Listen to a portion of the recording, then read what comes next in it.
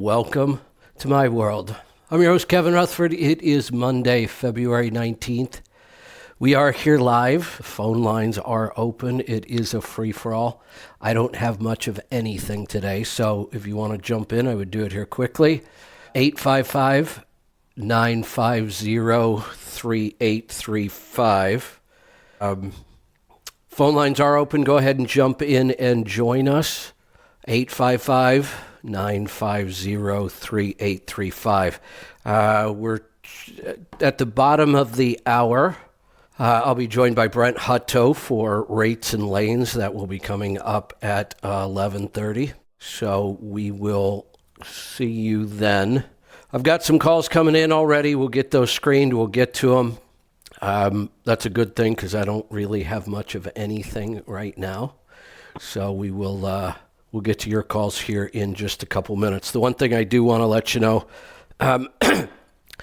the CMC ticket sales are moving briskly. We only have 200 seats available, and they're going pretty quick. Let's fill this thing up, and you'll have an opportunity to see the entire program and see if you want to be a part of that or not. So if you've already registered for the truck show and you can't figure it out, you could always give us a call. We'll get you helped out with that. Or you can go back to your registration at MATS itself, and that's where you're going to register for the CMC 2.0. It's coming up pretty quick. I think we're down to, 30-some days now? Does that sound about right? Getting pretty close. We're just about a month away. So I've got most of my travel arranged. I'm actually flying in this year. It's actually a difficult flight. Portland's a small airport. I love the airport here at Portland, but we don't have a lot of direct flights to anywhere because we're such a small airport. And then Louisville's even smaller, much smaller. So not a lot of choices on flights. That takes me all day to get to Louisville. I lose the entire day of travel. I won't get anything else done. And then the same thing on the way back. And then I've also got an event just a couple weeks after that, the TIA, the Association for Freight Brokers. I will be speaking at that event. I think it's in Phoenix. I don't know. Somewhere in the Southwest. I'm pretty sure it's Arizona. So I've got some travel coming up. All right, not sure what's going on with the phone calls. We had a bunch of calls in there. Now I don't see anybody. In fact, we lost our call screener. What is going on the board? I looked up, there was a bunch of calls, and I had a call screener. Now I have no call screener, and my calls are disappearing.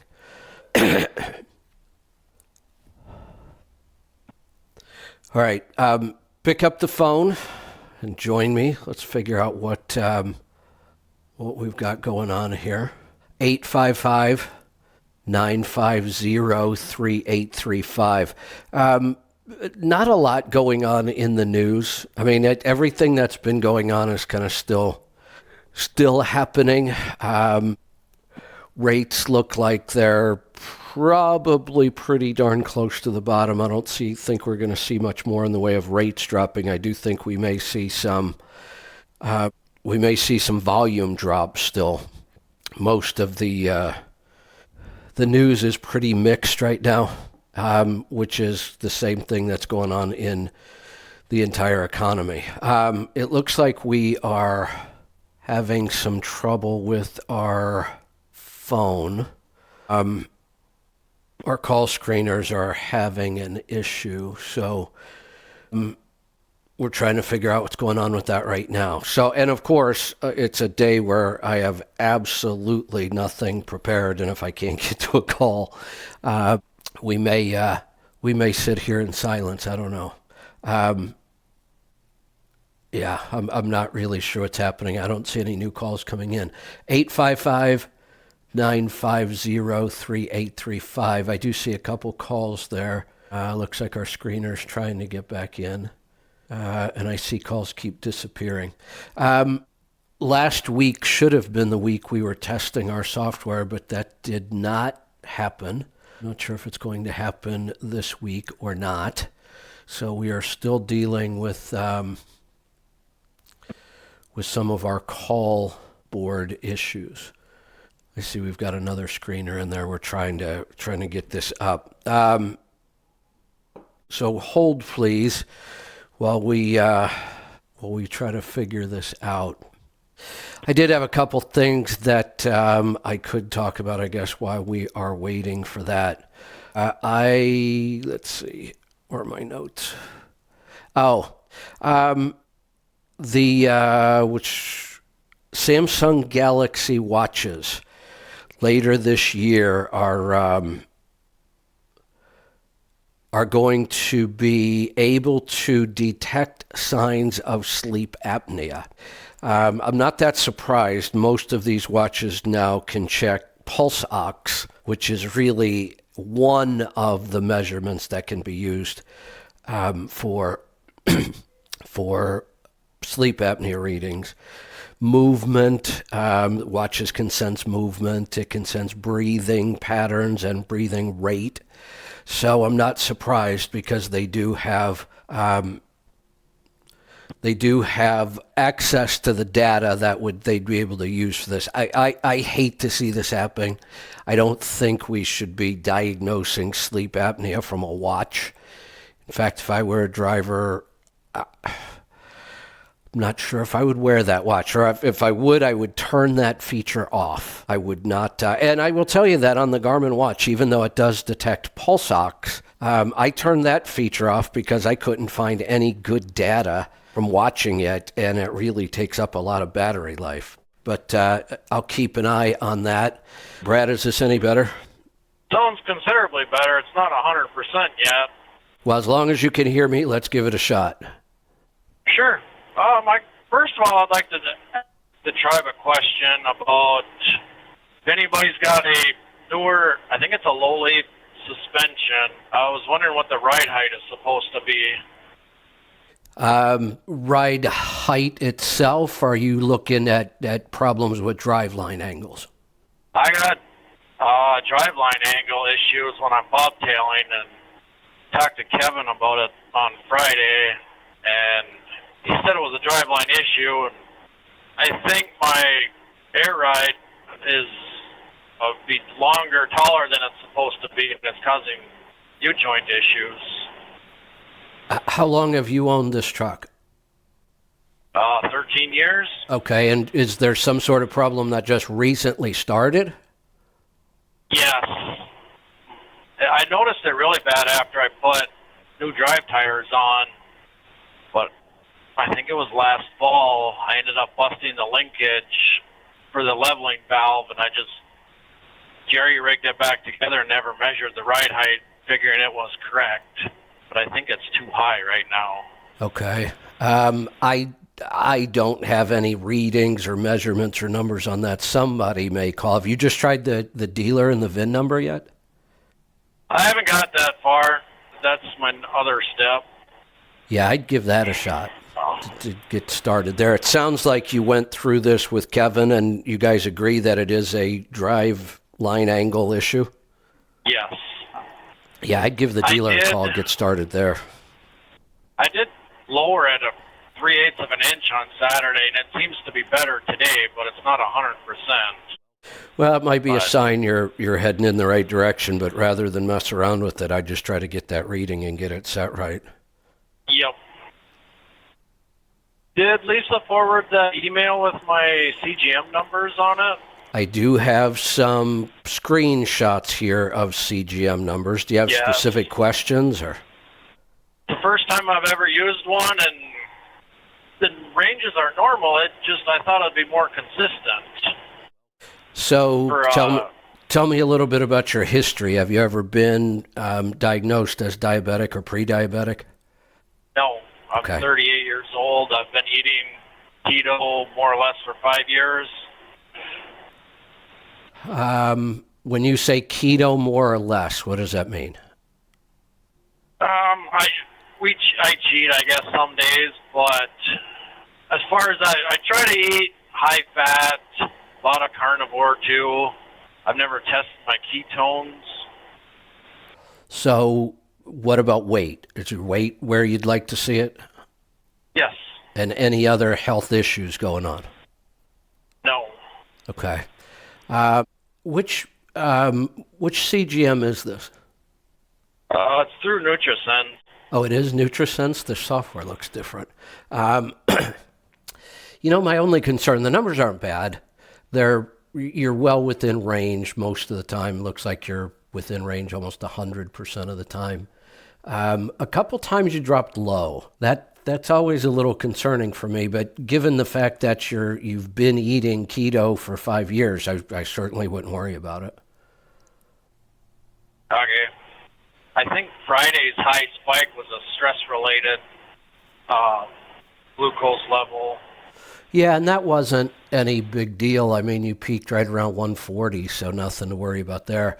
Like I said, I get a little more concerned. You dropped into the 60s at one point, and that's low. I mean, we typically don't see those kind of low numbers until somebody starts losing control of blood sugar, but I can't imagine why you would be anywhere near losing control of blood sugar when you've been eating like this for 5 years. So I would just say sometimes these aren't quite as accurate as a finger stick or a blood draw, and you're borderline. I mean, you dropped into the 60s a couple times for short periods of time. I wouldn't worry about it. Okay, then I'll just continue to eat this way, and we'll go from there. All right, thanks for the call. I'm not sure what happened. Yes, We lost all of our calls again. Not sure if we're having problems with the phone lines or I don't know what's going on. So phone lines are open. It is a free-for-all. We've got about 15 minutes before Brent Hutto from truckstop.com will be joining us. Pick up the phone. Anything goes. If you have a question, a comment, a topic, 855-950-3835 is the number to join us. We could talk about trucks, money, fuel mileage, maintenance, tires, taxes, technology, health and fitness on the road, getting started as an owner-operator, finding freight, working with brokers, getting your authority, you name it, we'll talk about it. We could talk about the CMC. Lots and lots to talk about there. If you have any questions, pick up the phone and join me. 855-950-3835. Let's go to Massachusetts. Todd, welcome. Hey, Kevin. You there? I am. What's on your mind today? You sound like one sick fucker to me. I decided to wait for about 4 years to participate in this whole COVID thing. Yeah. But I'm 99% sure I've got it. I didn't test, but the guy that I was with most last week tested, and he's still laid up. And a couple of days after I started feeling it, Lisa started feeling it. She tested it. She's got it. I'm pretty sure it's what I've got. And I got to tell you, it is not pleasant. Yeah, I got it before it hit the news originally, so I don't know what that was in early 2020, and I got over it. I forget. I'm going to say it took 4 days, and but I did have a bug for about 9 days. I posted on the tribe, and I thought someone posted you had a bug, and I was like, when I heard your voice, I was like, oh, that's not the bug. That's something else. And anyway, I'm sorry you've got it, and but I'm sure you know how to treat it. Tomorrow will be 7 days. Last Tuesday morning, I woke up about 4 a.m, and I thought, well, I just don't feel right. And I had felt fine up until that point. And I woke up and I just thought, I don't feel all that great. I'm going to go back to bed. So I went back to bed and I got up and I thought, oh, man. I almost did not do the show on Tuesday. Tuesday morning, I was struggling through the show last week. And that's the last time I've been on. That after that show, I went to bed and I haven't been out of bed much since. Yeah, I can remember back. I mean, it was, like I say, it was before the news. I hadn't been told I should panic, so I didn't know. But I was very sick, and I missed a few days of work, and it was brutal. So I just wanted to quickly call in and say hello and see what's going on. And you had mentioned, you'd opened the show with something about the Samsung watch, and we've spoken a little bit about EMF and so on and so forth. And I heard or read something about microwave radiation in particular, and someone on the tribe had posted that he got a new microwave in the truck, and I've heard you say before you microwave food, and it always makes me cringe, because not only does it ruin the food, like it transmogrifies the molecular structure, but it's also obviously microwave radiation. But all this technology in trucks, including the adaptive cruise control, which I think some guys like, they think it makes them a better driver, although we initially hated it at first. It's microwave radiation. It's EMF. So we've got all kinds of shit in the truck that's frying us. They want to put it in your ears, these products, these buds, and put it on your wrist, and it's just a lot. And believe it or not, people put these next to a brand new baby. They put a baby monitor. It's giving off EMF, and there's a brand new, perfect little human being trying to grow and form, and it's getting radiated from day one. And anyway, when you mentioned the smart watch there, it got me thinking about it, and I don't understand all this stuff about Wi-Fi. It's 2.4 gigahertz Wi-Fi, that's 2.4 billion pulses per second. I don't know. We seem to be doing semi-okay as a race, but that just can't be good. And it's, something, the Wi-Fi I read at 2.4 gigahertz, 2.4 billion pulses per second is the same frequency a microwave uses to cook food. And I don't understand it, but it's pretty scary. And, what did they tell us when we were kids? Can you hear me, by the way? I can, yeah, go ahead. They told us we were kids, don't run with the scissors in your hand, or, don't stand too close to the television. And, and the television one is obviously maybe we didn't know in the 70s but we just knew don't stand too close to the television for some reason. And obviously it's radiation. It doesn't make you feel good. And so all this stuff in a truck, it'd be like you said with the pulse ox, it'd be good if you could shut off your adaptive cruise control and, buy a meter to see that it isn't on, that it isn't adding to your stress or taking from your health. And anyway, this is a challenge for us. This is a problem for us health-wise. We've found lots and lots of ways where we can dramatically improve our diet and improve our health with diet. The stress of our modern life, and I don't just mean mental stress, but the stress of everything about our modern life, light pollution, food that is no longer food. It's mostly additives and stuff made in factories. It's not really natural food anymore. We are just literally awash in chemicals of every kind. They're everywhere. They're in our clothes. They're in all the personal care products. Then we have electricity and EMFs and all these wavelengths with 5G, and this isn't going to stop either. I mean, there's been no slowing down of this advancement of technology. Technology runs on EMFs. I mean, everything about it is counter to what the human body knows. Our body has never, ever been exposed to this. And every year we're exposed to more and more of this with microplastics. And you start to wonder how the human body is going to survive this, really. Yeah. Like I say, we seem to be doing pretty good. I mean, Todd, we don't, though. Honestly, look around. We don't. Well, we're sicker than ever. I know. And when I go to the supermarket, and it's more and more, and I swear it's in the last 2 or 3 years, it's just a freak show. The people in there used to be normal, but if it's not just the look on their face, they're just beyond morbidly obese, and they're just the crazy looks in their eyes, So it's, I don't know that it's just the food. I can tell you this. Speaking of watches and EMFs and all that, When I was talking about this several weeks ago, and I said I was really going to take a deep dive in and start working on the EMFs, and I'm not sure how much time I'm going to spend on it with everything else going on right now. But one of the things I did that day, my watch was almost dead. My Garmin, like I said, lasts 20 some days, so I don't charge it all that often. And I decided not to charge it. That was almost a month ago. I haven't worn it since. But I did check one thing when I got sick. I went back and checked one thing because for the first 7 years that I ate like this, I never even came close to getting sick. Once in a while, I would think, well, I was exposed to something, and I'd wake up the next morning and I'd feel fine. I've talked about it many times. In the last 2 years, I've been sick 3 times. And this is the second time in about 4 or 5 months. And I'm trying to figure out why. I mean, my diet has not slipped at all. My diet is better than ever.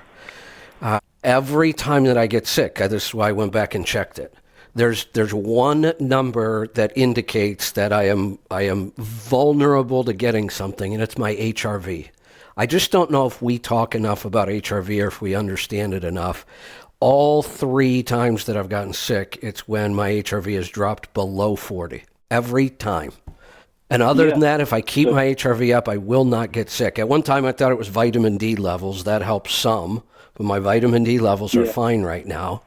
It's when my HRV drops. And HRV is directly related to our lifestyle. Our diet helps a little bit, but HRV is just absolutely, it's everything we're exposed to in our lifestyle. It's stress, it's not getting enough sleep, it's pushing too hard, it's exposure to too many of these things. And I just don't think there's been enough research done on that. I think that could be a really critical number to watch. Well, it definitely is, and I want to add in something about, about stress. I don't obviously I don't know your situation, but if you're living between 2 homes outside of divorces and deaths, I mean, moving, maybe that's causing some undue stress. It's moving your HRV, but I will say that I have read quite a few studies on, the peer-reviewed studies on grounding, and it definitely has a positive impact on HRV. And I know you can't always go out barefoot. I know you do if you can, but these grounding products, they seem to work. I've had good luck with them. I can't, do my own study, but I just go by how I feel. And I would recommend it. They're very inexpensive. And, ground yourself when you sleep or ground yourself while you're doing the show or whatever. Speaking of grounding in HRV, I called about that bursitis, and I'm halfway got myself convinced it's tissue clearing of oxalates, and that was just the weakest link. And I've grounded. And they have these patches you can put on to your skin. They stick to your skin, and you can hook up the wire to your skin. It's kind of creepy, but it took away the pain. And it's really something to experience. And I forget the website I bought it from, but it's by Clint Ober, Ober, and earthinginstitute.net, I think. But anyway, and that is if you want to wear that watch again to test the HRV with the grounding products. I'd personally be very curious to know what, if any, results there is, because I do have the Apple Watch. Paid a lot of money for it, but I'm not wearing it for quite a while now because it's like an electronic blood tick. That's the way I see it anyway. But if you want to wear that Garmin Diesel and quantify the HRV changes, if any, I'm all ears. Yeah. That would be interesting, and it'd be a good time because, like I said, mine is tanked again. I'm back down into the 30s, and I can feel it when I'm down here. Nothing works right. So my biggest issue right now is I've just got to this place where there's just way too much to do right now and not enough time to do it. Yeah. So speaking of you're not having enough time, and if this, sometimes I think just asking this question cheapens what I'm going to say to you, because you told us about something I'd never heard of in my life. And if it cheapens it, I don't want you to talk about it, but when you were coined, has that added stress to your life? And like I say, don't answer it if it's going to cheapen it, because that's an honor that I can barely understand. Here's part of the issue for me. Stress, I'm not sure we have a good understanding of stress. Stress for me is almost never, and this is for me, it's almost never mental. For me, it's not that that I have stressful thinking. For me, it's going to be something more physical than mental. I know there's a big mental aspect here, but for me, it's spending too much time in front of a screen, creating content and sitting through Zoom meetings and planning. So for me, my the biggest creator of stress for me is work. Business work, not physical work. Physical work is actually the antidote. If I can get out and, get some garden therapy, and that goes a long, long way. Well, this time of year, I just don't. I mean, I did get one day, we had a reasonably nice day, and I went out and dug around in the dirt, and I need more of that, and I just don't get it this time of year. I don't get outside enough. Since I'm not outside and there's nothing else to do, I end up working more, and it's that work that keeps me in that stress mode that I have a hard time getting out of. I would recommend, if you don't already do it, I just did it myself, is I don't know the science behind it, but these blue blocker glasses, you're going to be on the computer that much, I would definitely wear them, especially as the sun goes down. And that can't not help. It's got to help at least a little bit. And, and just to cut down on what that does inside, Yeah. All right. Hey, Todd, I just looked at the clock. Yeah. I got to cut you loose. We should be joined by Brent Hutto. I see he is in the queue there. Actually, I think he's ready. Brent, good morning. Hello. Good morning, Brent. Good morning, Chief. Good morning, Mr. Rufford. How are you? Good. Did I grab you out of the call screening room while they were still talking to you? I think that you did. Yes. Oh, well, that's bad. It was just a recording. Oh, huh. Well, good morning. Good morning. It's good to talk to you today, man. Sorry about being flying all over the country last week. Yeah, you have been quite the jet setter lately, haven't you? Well, there's a lot going on. The industry in January and February spends a lot of time talking about what's going to happen for the year. So I go to a lot of those conferences and hear a lot of what the sort of larger players and are doing in the market. So it's a lot of fun to listen and have the dialogue on it.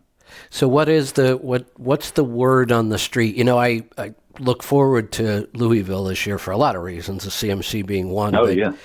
Louisville is almost that place and time of year where you kind of gauge what's going on in the industry, right? How many times have we been to the show where there's an absolute feeling at that show about what's going on in the industry? Oh, man. Well, I've been going for over 25 years, so almost every year. I'll tell you the main reason behind that is that, that's when the market kind of comes out of the doldrums of the post-holiday sort of hangover. And because that's usually January and February. And then March, the market starts to pick up. And it's not really a holiday-related thing. It's a bid season where the really big shippers are getting their rates and bids and lanes and everything set up with all their big transportation providers. And then the market starts to pick up, through March, and with the Mid-America being at the end of March. And so things just start to pick up, and April takes off. But yeah, you can definitely feel it at Mid-America, and that's a good thing. That's a really good thing. Yeah, if we look back, a couple of the worst years I remember was, right after 08, 09. Ooh, that was tough. Yeah, the mood at that event, those years, the big OEMs had kind of pulled out for the first time ever, and just it was a lousy economy, and then we had a long run where there was just not a year like that. I mean, up until, and then we had the weird stuff, 2020, 2021, where the show just didn't happen at all because of COVID. And now it's back, but I think this year will be interesting to see what the mood is going to be. Well, what's interesting with all this is that a lot of these economies, Kevin, are self-inflicted, right? Yeah. I mean, the 2008, 2009 was self-inflicted. We allowed an entire financial institution to sort of game us. And what I mean by us, I mean the American public. And it was they're all chasing their financial rewards, and unfortunately, it just didn't pay off. And you got entire financial institutions that went bankrupt and really hurt people's. The funniest thing I ever heard during 2009 was from a good friend of mine. He said, my 401k went to a 201k. That's bad. That is not the direction you wanted to go. So, and then of course, in the pandemic, it was like, okay, well, no one's ever experienced this. How do we react? And our government was trying to do certain things, and people were trying to do certain things, and it's just a big guess. Everyone's guessing. I realize everyone's using their brains, and everyone says trust the science, and it's like, yeah, but science is guessing too. And so and so we went through this really strange period as a country, as a globe, as a population on an entire globe, the billions and billions of people that are on this globe. And so some come out of it pretty well. America came out of it pretty well. Other countries did not. They're still struggling in trying to get things done. And so, but it's all self-inflicted, man. And so usually that one person that's involved in every problem each of us have is ourselves, so we kind of inflicted it ourselves. Yeah, and that's where we have the most control. We talk about it all the time. Stay focused on the things you can control, because there's a whole bunch of things that you just can't control. Yeah, for sure. That's the big thing that we all have to look at. You were asking me what was sort of the condition of the market. Well, here's when you think about, go back to January of 2023, so a year ago, everyone's saying, oh, the second half of 2023 is when the market's going to sort of rebound some, and it didn't. And so here we are in February of 2024, a year later, and you hear the economists, the analysts, even the large players, and I heard from 4 or 5 of them when I was down in Miami at this conference, and saying, well, we think that it's going to be a pretty good, the market's going to start to come back in the fourth quarter of 2024. So, and what it tells us is everybody's trying to do their best. What it tells us is nobody really knows, because we've never gone through anything like we did through a pandemic. So we don't really know how it's all going to work out. The economy's doing okay. It's not doing great, but it's doing okay. And so that's what makes everybody feel like, well, okay, well, we're not in a recession, but we're not in growth as far as an economy, which means, so everyone gets a little sort of concerned about that. But I think just in general, I heard a lot of things, and I definitely want to talk about these things today, some of these things today. Like I heard a lot about some of the challenges in the 3PL marketplace, heard a lot about the lack of effect that technology did for the marketplace. I heard about drop and hook or power only. I heard about lots of really, really great things that and I think are very good points, and kind of where the industry is navigating to. Yeah, you said something that's interesting, because I was just thinking this, that even though you can look at a lot of numbers and say we've probably bottomed out, rates, I don't think there's much more room for those to slide. Truck prices have gone way, way, way down. All equipment really has come way down. Mm-hmm. There's a lot of indicators that something changed, but I have to say that this is the first time it still never felt to me like we were really in a recession. Yeah.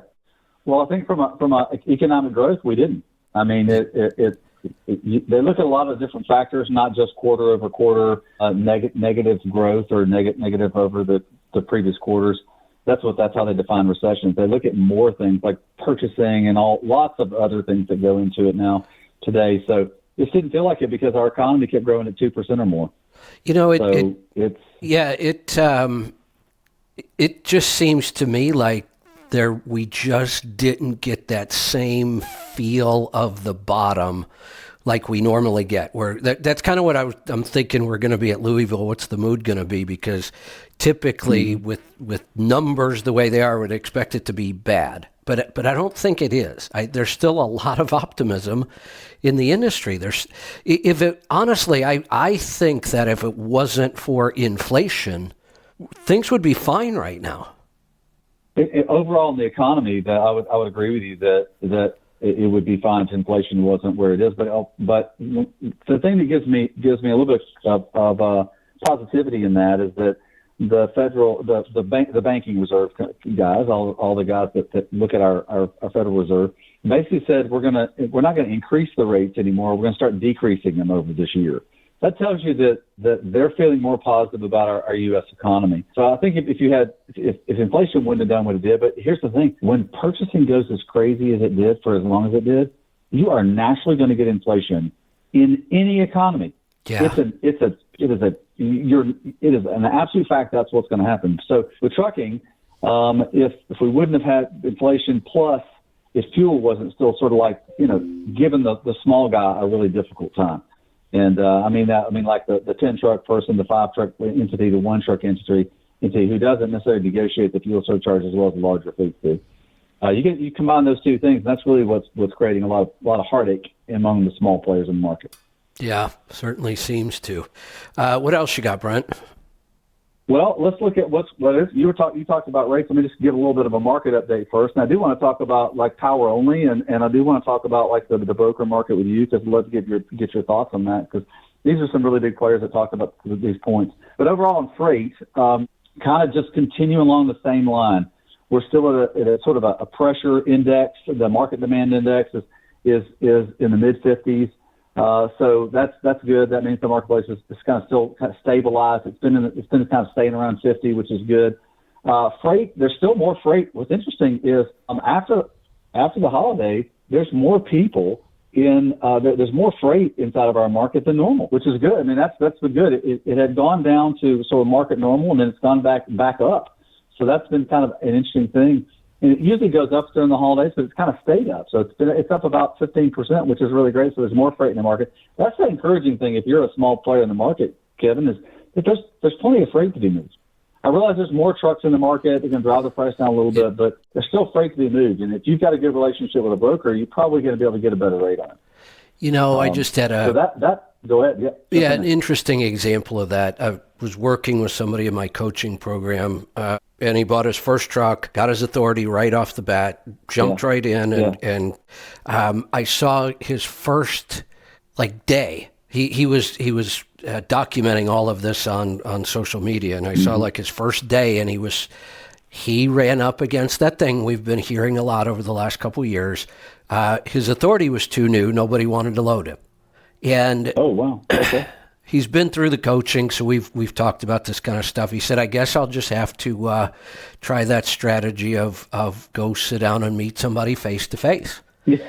And amazing how that helps. Yeah. The next thing I know, he's talking about he's on his 9th load already, and everything's going great. Oh, that's fantastic. Well, so, I mean, it's funny. You've been talking about this for like 25 years. If you really want to get things going quicker than slower, go meet people. Go say hello to them. It really can make a huge difference. This idea, let's think about this for a second. This whole idea of we won't load you until you have experience. It goes back to the same thing. How do you get experience if nobody hires you until you have experience?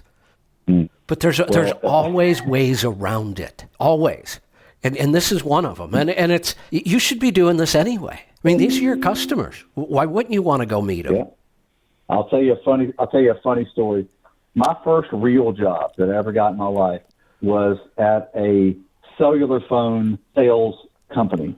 And this was back in 1992 when cell phones became super wildly, popular. And I called this place and they said we don't have any positions available. It's where I want to work. It was a corporate entity. At that time, it was called Cellular One.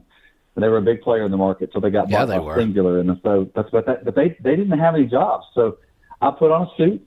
I went up to the corporate office in Birmingham, Alabama, which is where I grew up and where I lived. And I went up to the receptionist and I said, I'd like to interview for a job. And she said, we don't have any openings. And I said, is the vice president sales in?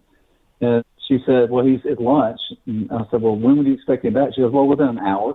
And I go, well, hey, can I just ask you one thing? I said, I'm going to go sit right over there on that couch, and I'm going to wait till he or she comes back in. I said, would you let them know I want 5 minutes of their time? Because I knew that, hey, any salesperson is going to go, somebody's sitting here and they've been waiting. They want 5 minutes a month. I'll give them 5 minutes of my time.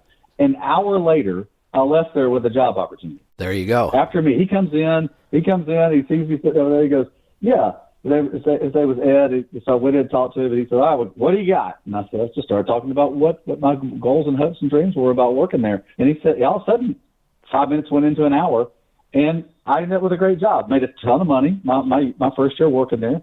But the point is that, just to your point, Kevin, you have to be proactive about going and getting what you want. And if you're struggling in one area, don't let a rejection stop you.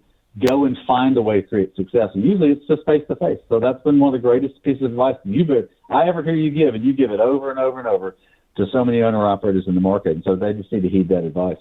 Yeah, I mean, it even in a market like this that we're talking about, there's still tons and tons of opportunities. So we've been talking about starting at the bottom for a long time. We've kind of been waiting for the bottom to show up so we could start at the bottom. Well, yeah, and we're definitely we're at the bottom. It went up during the holidays, rates did, but they're back down to 230, 229, and so that's about as low as it gets comfortable. That's overall freight. I know van dropped below $2. It ended up being about $1.97. Flatbed was at 234. Reefers was at 227. Reefers been the most interesting, compelling to me because it was 267. It's dropped 40 cents over the last 4 weeks down to 227, which is that's a big drop. Yeah. But either way, I know that you talk about a lot of times about, what's your efficiency? How can you try to find a way to at least be profitable at some of these rates? And granted, these are just the posted rates, right? These aren't the negotiated rates. We don't see those. Those are between the carrier and the broker. So how are you negotiating? But the market overall has just been kind of at this level, Kevin, for 9 months, and likely going to stay around here. So how do you create success in it? Well, just like you said, how do you go and negotiate that to where it can be a benefit for you? And I think that face-to-face advice you give is some of the best that there is.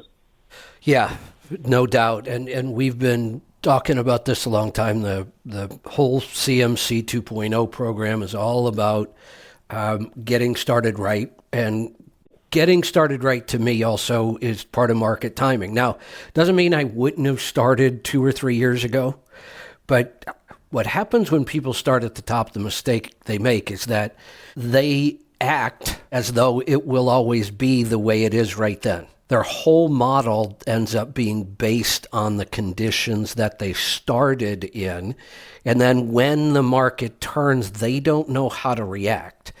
So it's much better to start at the bottom, and when the market turns, things actually start getting better. When you start at the top and you don't really have any kind of a plan and things start to get worse, which is what's happening now, this is why we see so many people failing. Right. Well, I tell you, I think you always want to look at your base. What is your base cost? And then how are you covering your base cost? And certainly there's always years where you're going to, and this is in any industry. This isn't just in trucking. There's years you're going to make more margin than you do in others. And so this is one of those margins. This is one of those years that it's thin margins. And so this is why the relationship really matters, because I heard there was one of the leaders at Knight-Swift said that from the owner operators that work with them, that they've never seen it this unhealthy for them.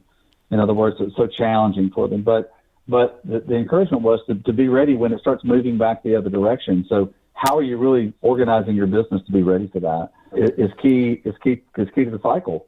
And so I thought that was super wise advice. Is what data are you following that allows you to know when the market begins to move back to a positive direction?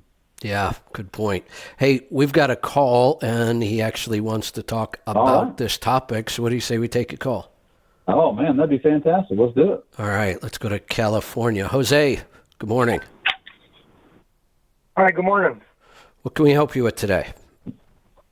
Well, I'm calling to see if what kind of advice you'd give me on getting the trucking business started. We started the trucking business like you guys were talking about right now during the COVID time at the high end, and then when the rates started getting bad, and we started losing money, we just shut the business down, and now I'm looking to get it started back up again, but with some good advice. Okay, so instead of me giving you advice right now, I'm going to ask you some questions. Yeah. What's the number one reason you want to own a truck? Well, I like to get a business started and like to make a few extra dollars. $2 extra. I already have the truck. Well, right, but you had the truck, but you weren't in a position that you could afford to operate it. Yeah, I was at the time. We had two breakdowns that were just non-repairable. There was no parts available, and the cost of getting some new trucks just didn't make any sense. Well, hold on. Let's talk about that. What were describe these two breakdowns to me. So we had one of them that blew a turbo over in the Cheyenne area, and the driver continued to drive it and ended up burning up one of the cylinders. So now the truck is running on 5 cylinders instead of 6 cylinders. And at the time, we were making a little bit of money, but the cost of the repair was just too expensive for us to justify it. And then the other one was it was a T680 Kentworth, and one of the wiring harnesses for the DPF went bad. And at the time during the COVID, it was a back order, and there was no. They had no idea when it was going to be available again. And those two trucks, I had 2 drivers in it. And, they were operating 24/7, and they were the ones who were helping me, stay afloat at the time. How many trucks did you? When they went down, how many trucks did you have? 6. When did you buy your first one? The first one I bought it in 2019. So I've identified why you failed, and it's really, really obvious. Like I should have been able to pick this one up with my eyes closed and have my brain tied behind my back. My question is, have you figured out why you failed? Well, it was like the same, like the topic you were talking about. We started off at the peak, 2019, and then the peak started, and basically there wasn't a whole lot of work that needed to be done to make money. Just go out there and pick a load, and we were making money. Well, but you weren't. If you were making money, you'd still be in business. We made quite a bit of money. We made $1.3 billion in the first year. Hey. And then after the COVID went Jose, down, hold on. You did not make that much money. You earned that much gross revenue. How much was left over?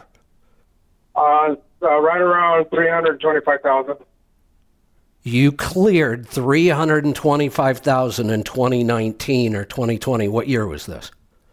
This was when the COVID started. I don't remember the exact year, but there was when did COVID started? 2020? Yeah. 2019? Yeah. That's when the rates just skyrocketed.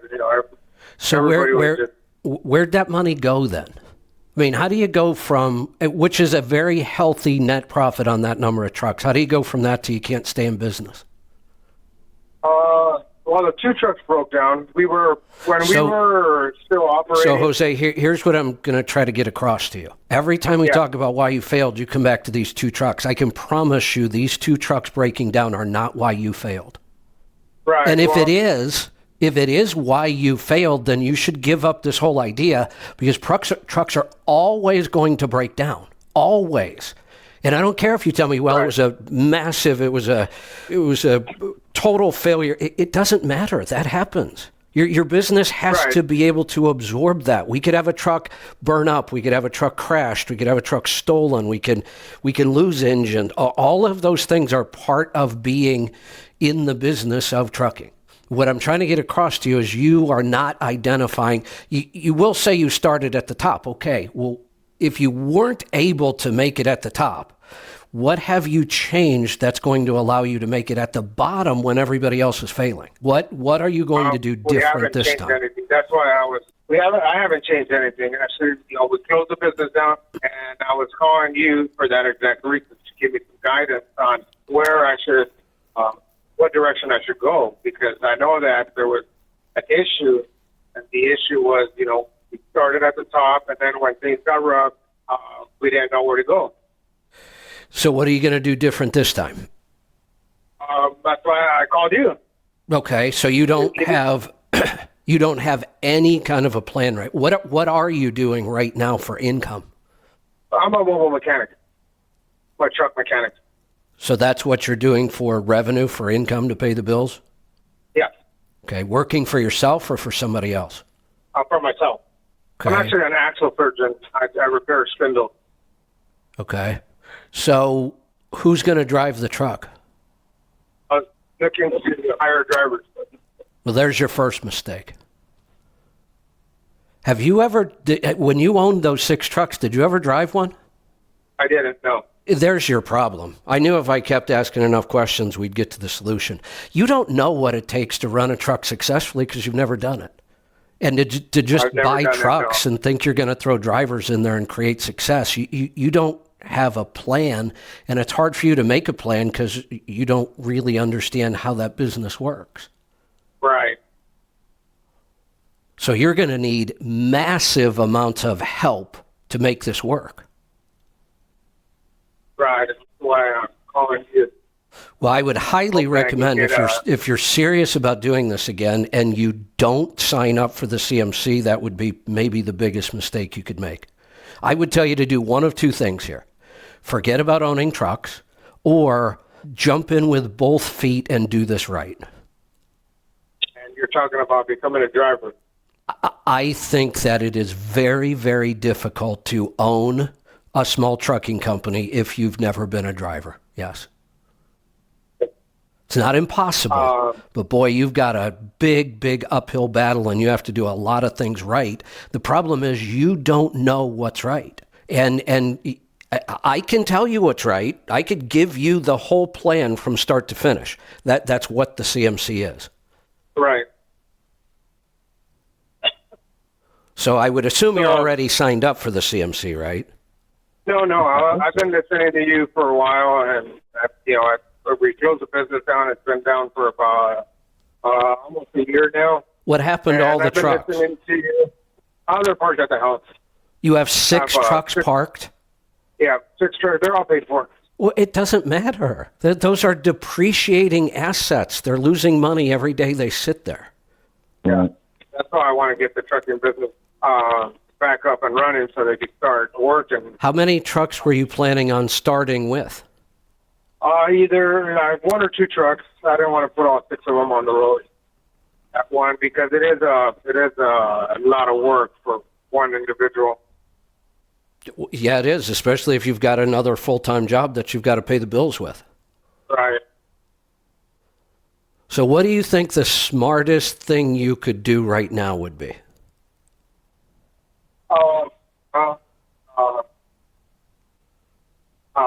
Thursday, I have no idea. That's why I called. I'm calling you guys for advice. So I kind of gave you a little piece of advice about 3 minutes ago. What was it? Just go in there, full force, jump in it 100%. What's And the training? what is that? Now we're starting to get on the right track. What is the single biggest thing you are missing to make this work? The knowledge on how the Yes. trucking business works. Yes, that's it. That's the whole game right there. You are trying to build a business and you know nothing about this business. Then your number one goal has got to be to seek out as much information as you can learn about this business. Right. Why aren't you in my coaching program? Because I've been listening to you for about 4 months, and I've been listening to the people that you've been talking to and what their advice is. And I do plan on getting it started, but I need to know where to go. I'm trying to tell you, you need knowledge.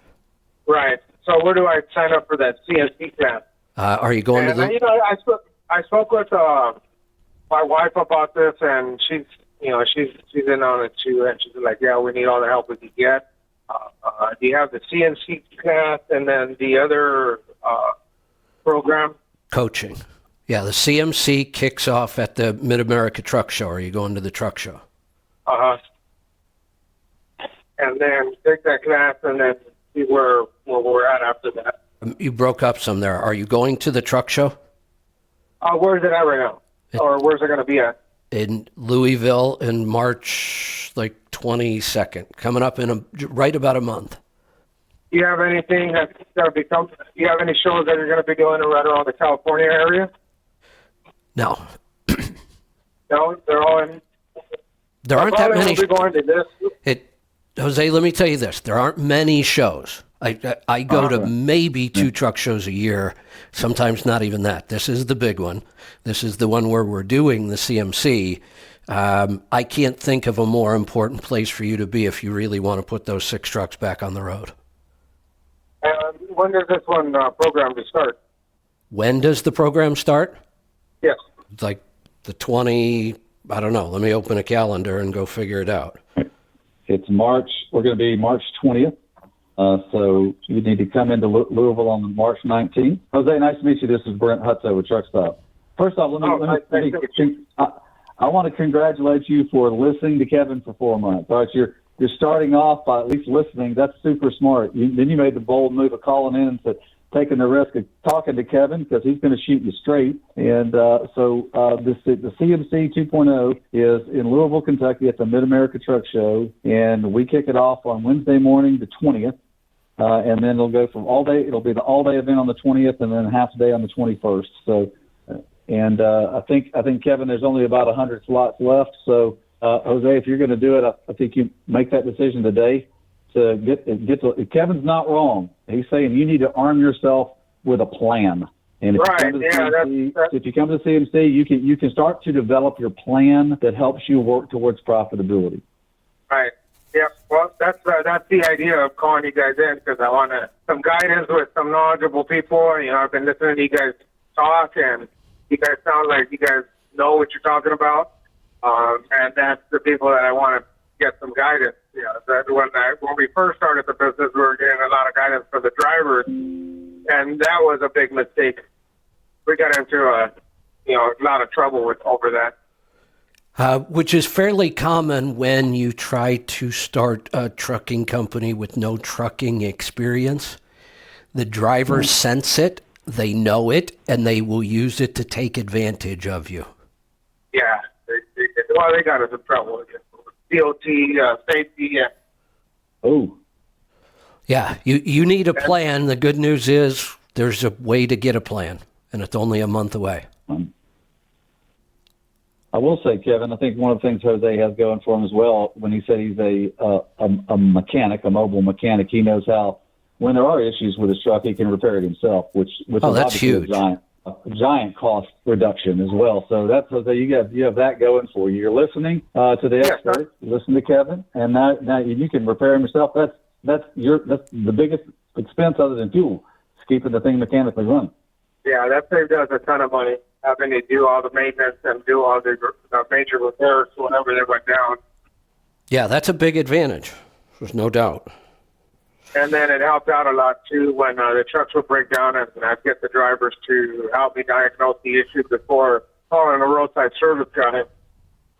We had a laptop. Each truck had a laptop on it, and I'd have the drivers hook up to it, and remotely I'd diagnose the trucks, and then when I figured out what the problem was, I would just call the mobile roadside service and tell them exactly what I wanted. I want you to go down there. I want you to change this sensor. I want you to change this ballot or whatever needed to be done. Hey, Jose, one more thing before I stop beating up on you and let you go. Tell me a little bit about, start to describe the trucks for me. Give me the truck specs, year, make, model, engine, transmission, all that stuff.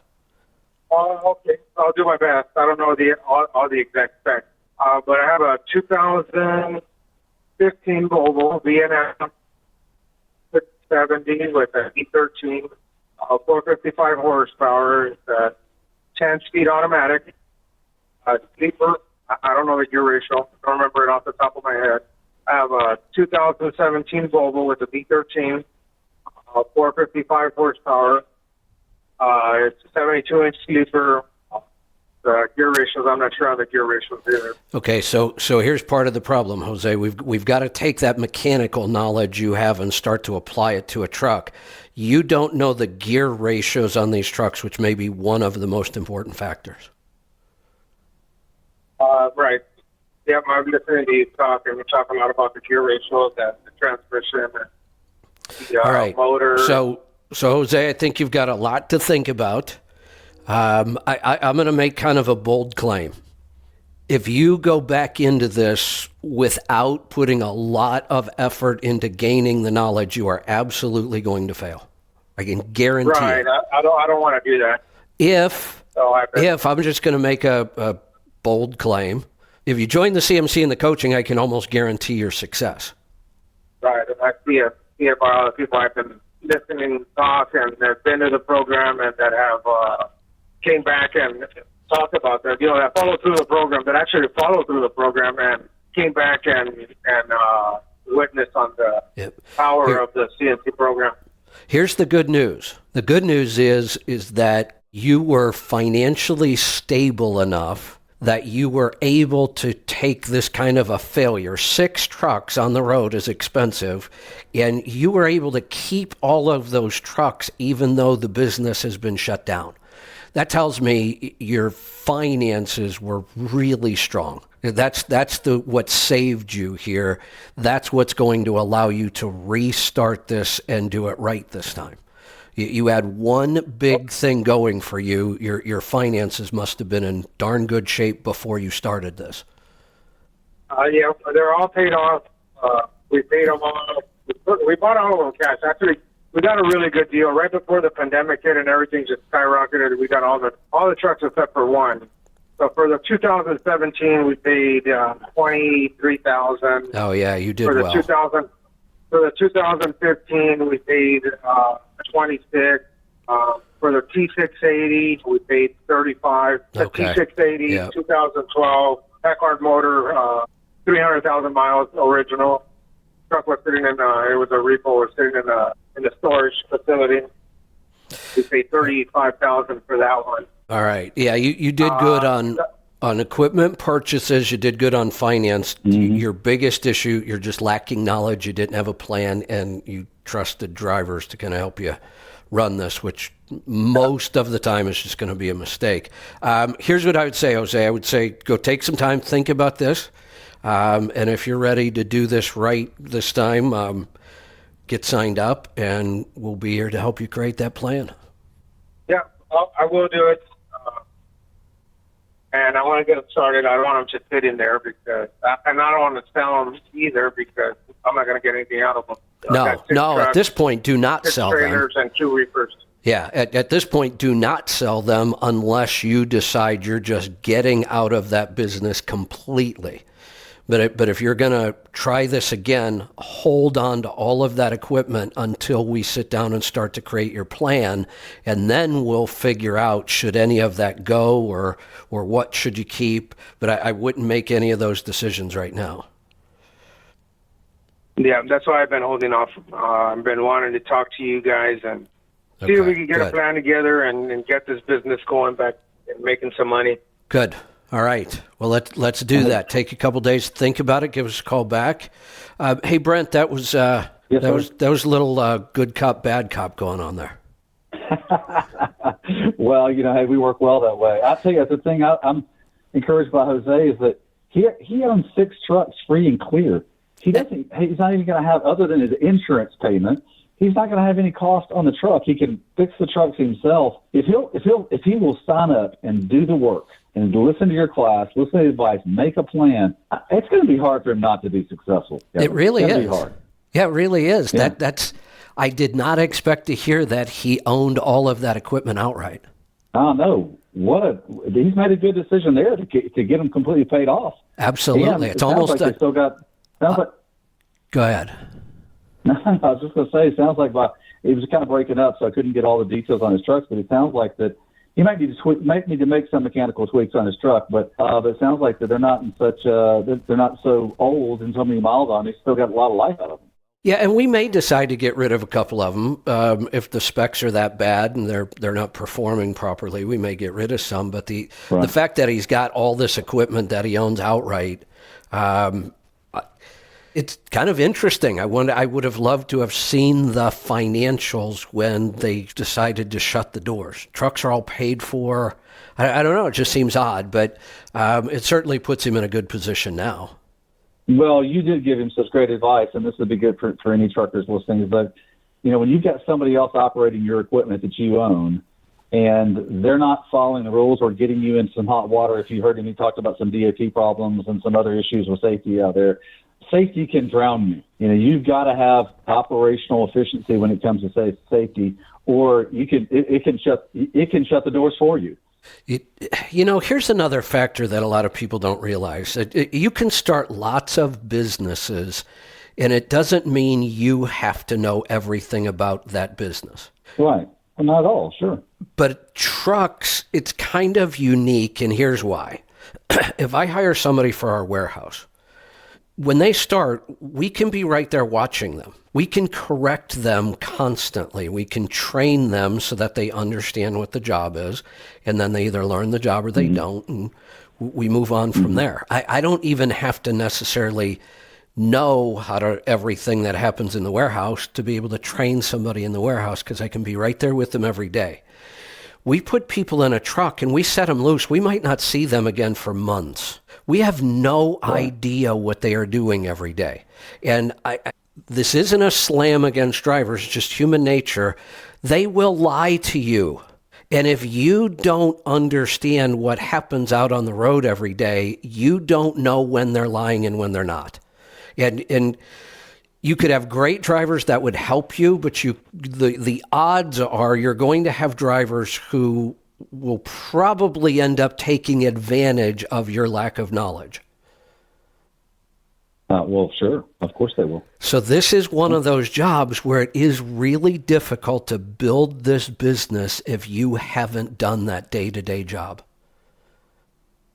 Yeah, well, 100%. And I think about what you just said about the driver quotient being, that's sort of somewhat the uncontrollable part of it. The other part is, and I was just reading back in some of my notes, listening to some of these larger players. They were talking about how their insurance continues to go up and up and up, and that's another way.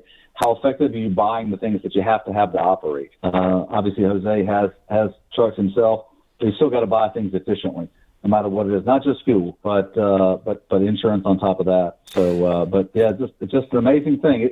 This is a business you need to know the details on, or the details can overwhelm you. Yes, and that's exactly what happened here. We have somebody who has been very, very good at managing their money, and started with plenty of money, and bought trucks pretty smart. I mean, there's some trucks in there that I'm sure I'm not going to be wild about the specs, but they did buy smart. They got good deals. They had plenty of cash. My biggest shock now that we've been through all of this is that they went out of business. Yeah, well, I think that he alluded to the drivers being the issue. Was what put him out of business was the drivers themselves, which were some of the decisions, because he wasn't in control of it. Right. He let that get out of control, and that ended up creating a problem where they couldn't operate anymore. All right. Hey, Brent, I see we are coming close to the end here. What else you got on your mind before we wrap this segment up? Hey, one other thing. This is interesting. So, looking for opportunities in the market. So, I always want to bring up things that are growing inside of the freight market. So, when you think about the rates inside of the full truckload marketplace, they're challenged right now. They're not as healthy as many would want them to be. I do know this, that there's an aspect of freight right now that's increasing, because I heard 5 of the top 10 large carrier companies talk about how they're increasing this part of their business, which means there'll be opportunity across the market with it, which is power only. In other words, you don't have to have the trailer to move the actual freight. You just have to have the power unit. So there's a lot of opportunity with power only, or also known as drop and hook, where you can be moving freight very rapidly and very consistently on power only.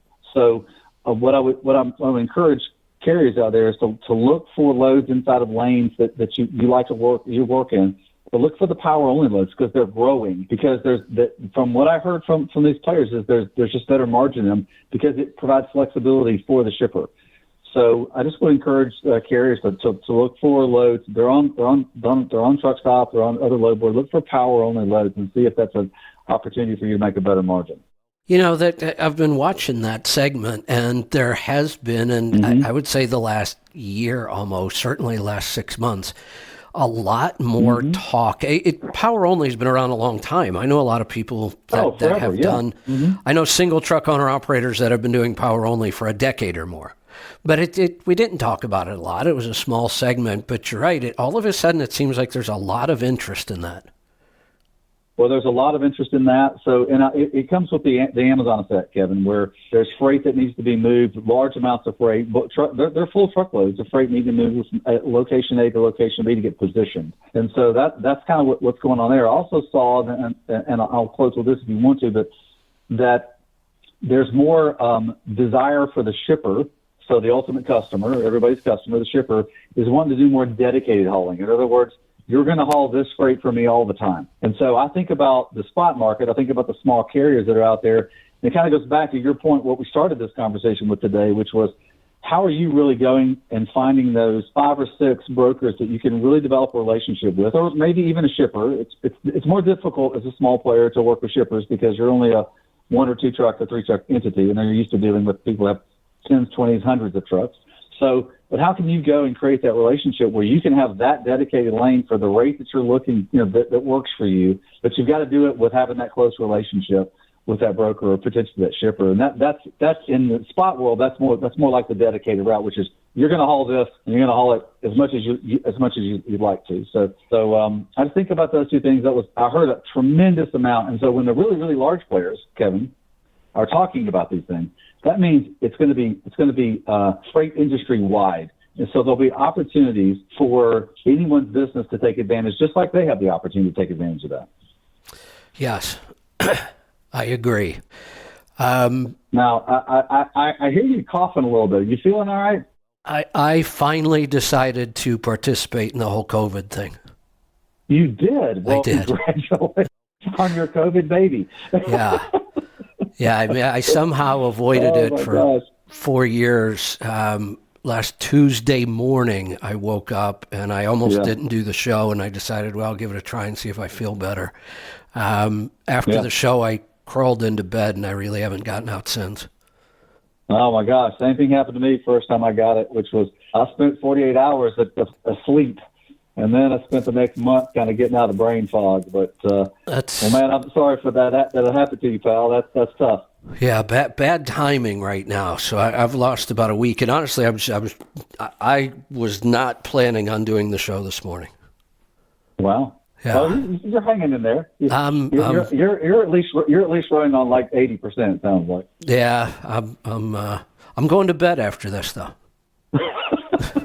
Well, good. Get some rest. We need Kevin Rutherford at the helm, man. The carriers and the market needs Kevin Rutherford. We need him 100%. So get back to health, man. All right. Hey, I'm going to cut you loose, let you get on with your day, and we will do this again next week.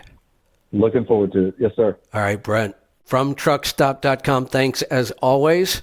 We'll do it again next week. All right. I'm going to grab a couple calls here, and then we're going to wrap this up for the day. Let's go to Georgia. Scott, welcome to the program. Hey, Kevin. Yeah, you don't sound too hot, man. Missed your show last week.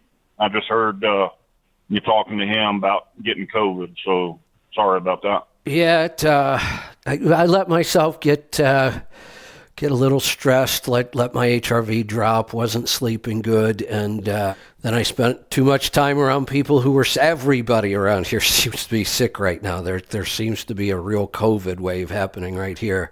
I'm just shocked. For me, it's the first time I got it. Wow. Well, my first thing is, I don't know what kind of operation you're running around there, but your customer service is top notch. Well, thank you. I give it 10 stars. I made an order last maybe Tuesday or Wednesday, and I had my stuff before the weekend. So I appreciate y'all getting that stuff out quick. I didn't expect it that quick. So excellent. Thanks for the feedback. Yeah, we've got We've got a great team, and I can't take much credit for that. That's all Lisa. Yeah, I was very surprised when my wife called me. I was out on the road and she called me and said, "You got a package today," and I knew what it was, and I was like, "Wow, I didn't expect it that quick." So Good. So yeah, I appreciate that. Hey, one question about just a health question. I'm not a big. I don't eat a lot. I mean, I usually probably only eat 1 or 2 meals a day. I kind of snack on beef jerky and cheese and stuff like that. I mean, I've been pretty hardcore on the carnivore diet. Okay. Is that a problem, you think, if I only eat 1 or 2 meals a day? No, actually, I really believe that the less we eat, the healthier we would be. All indications really do seem to be that the less often we eat and the less volume of food we eat, the healthier we are. I am honestly shocked by how little food I can get by on when I'm eating, especially strict carnivore. If I'm eating strict carnivore, by the end of the day, I look at how much food I ate and I thought, how can you survive on this little bit of food? But I do, and I feel better. I think that we've even been brainwashed. You're supposed to clean your plate. All those things. We've been brought up with these ideas around food that, oh my God, you got to eat. You got to eat. Well, no, maybe we don't. We should not be eating all the time. The vegans try to make a big deal about the fact that gorillas and apes, they are basically vegetarian. They may eat some bugs here and there, but they eat a ton of plant matter. And they talk about, well, they're so big and strong. Well, they also spend about 14 hours every day eating.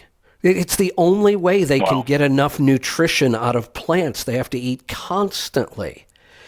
That's not how humans evolved.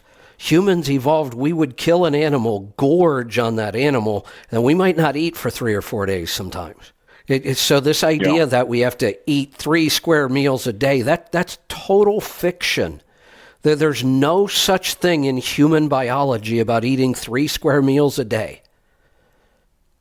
Yeah, because even when I'll sit down for, like when I do eat like one big meal, say even if I only eat one meal a day, it's almost like, I can't even consume that much. If say I cook a ribeye or a T-bone or something, I might eat half of that thing. Exactly. And just be full. And I'm just like, I don't know why I'm not eating a lot, but. Well, because that is our real food. I am totally convinced that animal products should be well over 90% of our diet. That's the real food we should be eating. And when we eat it, we don't need much of anything else. And you just don't need much food. But think about all the non-food that's in the grocery store. It's basically all the same stuff. When you go up and down the aisles, everything in the middle aisles, it's all flour, sugar, and seed oils. It's just made up into 87,000 different products, but it's all the damn same ingredients. And there is almost zero nutrition in that food. So we can eat and eat and eat and eat. We're still going to be hungry because our body is screaming for more nutrition. But you give it meat or eggs or fish, an animal product, it has all the nutrition it needs, and it will say, hey, that's enough. I don't care how hungry I get. I can't eat more than about 8 or 10 ounces of beef. Yeah. That's how I am. So, yeah, and it was interesting because a few weeks ago I ran out of food on the road and just never got a chance to pull over and, really didn't take the time. I'm sure I had plenty of chances, but so I started eating a bunch of junk. Oh, boy. And it seemed like I was just hungry. Yeah, you can't stop. It seemed like I was just hungry. Right. Yeah. It was like, why can I, if I'm on the carnivore diet, why can I eat 1 steak a day, maybe an egg, a couple boiled eggs or something and be fine? Yep. But yet, when I start putting all this junk in my body, it feels like I'm just hungry all the time. All the time. And you are, because your body is saying, look, you can keep putting stuff in your pie hole, but we're not getting any nutrition. Right. Okay. So really just, even if I did only eat 1 meal a day, as long as I'm not hungry, I'm good. You are absolutely good. I think you are far healthier that way, yes. Okay. All right. Sounds good. I'll let you go, man. I know you ain't feeling good, so take some other calls, and All right. I hope you get back to your health soon, man. Thanks for the call. I appreciate it. Let's go to Virginia. Bob, welcome to the program. Hello. What can I help you with today? Yeah, did you catch that guy Jose say he was from California? I don't know. Yeah, I guess I did. Why? Because to me it seems, okay, it's great he's got his trucks, his trailers and everything paid for, but that's like one of the worst states in the world. I would even think about trying to restart a trucking business. You know what I mean? I mean, they're against it with AB5 rules, you know, emissions and all that crap. Man, that's just my thought. No, I don't completely disagree with you, and I have moved my business several times, more than once, to create a better environment for the business. And at some point, that may or may not come up. And I'll tell you why. I don't see or hear anything about his story where California was the problem. I'm with you. Right. I hate their rules. They have totally disrupted the trucking industry, and I wouldn't want to run a trucking company there. But if he's already there, and I don't see how it was California that caused him to fail, so I don't see that as the big problem. Yeah, I was just thinking about that, listening to the show. I'm like, God Almighty, you know, cutting everything off and then wanting to restart and staying there. Like, holy cow. Yeah, it's a challenge, but kind of my point is I can almost say that money wasn't even really the problem. I mean, the trucks all paid for. Like it's inexperience of it, and then they're dependent on other people to do it for you. Well, depending on, I mean, clearly if you're going to own 6 trucks, you got to depend on somebody else to drive them. He has no real working knowledge of how a small trucking company should operate. And then he was depending on drivers' advice. And look, here's what the drivers are going to tell you. I can tell you all the things they're going to tell you. Oh, we don't want to go to that place. That's horrible. Oh, no, we need to drive 70 miles an hour or you can't get this job done. That's the kind of stuff they will tell you. And human nature, they're looking out for their own best interest. They don't understand how to run a small trucking company either. Right. I was just curious if you guys caught that because, like I said, I can't stand the government out that way, Oh, no, I the agree. influence and what they want to do and all that. It's like, my God. Yeah, no, I agree. I just don't think that was his big problem. I don't see any reason why he couldn't operate a successful trucking company out of California. Like I said, I'd rather not. It's a lot of rules that I'd rather not have to deal with, but he's already there. I doubt that he's going to move. It may come up, but I think he could still be okay. If he gets the knowledge and a plan, he'll be fine. Right. Yeah, I was just thinking about it as I'm driving up 81 here, and yeah, I'm just shaking my head like, wow. Yeah, you're right. It's definitely a factor. There's no doubt about it. All right, we are going to wrap this up for the day. Hopefully, I will be back here tomorrow. I'm going to go rest for a bit again. Not that I haven't been resting enough for the last week, but obvious not enough because I haven't recovered yet. So we will hopefully see you back here tomorrow. Be safe, be profitable, be fit and healthy. Always do the hard work and master the journey.